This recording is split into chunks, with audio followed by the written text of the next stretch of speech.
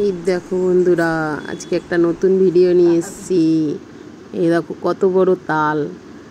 এই তালটা এখানকার না, অনেক দূরের থেকে এসেছি গোপু সোনার জন্য।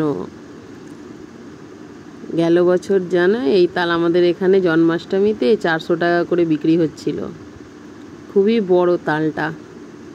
আর এখন আমার জন্মাষ্টমীর আগে তাল পেয়েছি, তাই গোপু সোনার জন্য এই তালের বড়া করে দেব। তালটা ছাড়িয়ে নিচ্ছি। এত বড় তালটা এক হাতে ধরাই যাচ্ছে না। তালটা ভালো করে ছাড়িয়ে দিচ্ছি আমি। এটা গ্রামের তাল না, তাই জন্য গ্রামের কেন, শহরের তাল। দেখো তালটা পুরো ছাড়িয়ে নিয়েছি, এবার তালটা ঘষে নেব।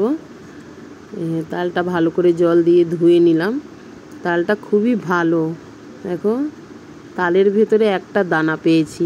এত বড় তালে 2টো বা 3টে দানা থাকে, কিন্তু একটা দানা। এত সুন্দর তাল, একটা বড় দানা বেরিয়েছে তালে থেকে।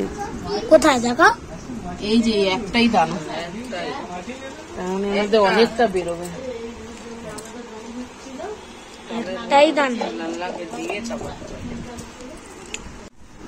আমার নিরামিষ ঝুড়ি ছিল না, তাই জন্য এর মধ্যে তালটা ভালো করে ঘষে নিয়েছি। এর মধ্যেই ভালো বেরোচ্ছিল।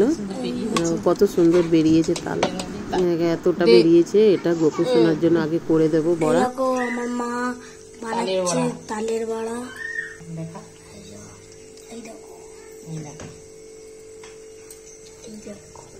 তোমরা শিখে নাও আমার মা থেকে।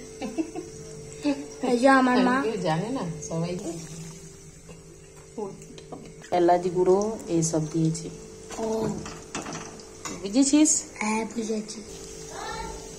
এই দেখো বড়া এক পিঠ হয়ে গেছে, আবার উল্টো দিকে হচ্ছে। এই যে এই দিয়ে দিয়েছি।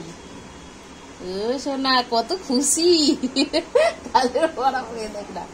ওলাল্লা তালের বড়া জন্মাষ্টমীর আগে তোমাকে কেমন হয়েছে তালের বড়াটা বলো তো সবাই।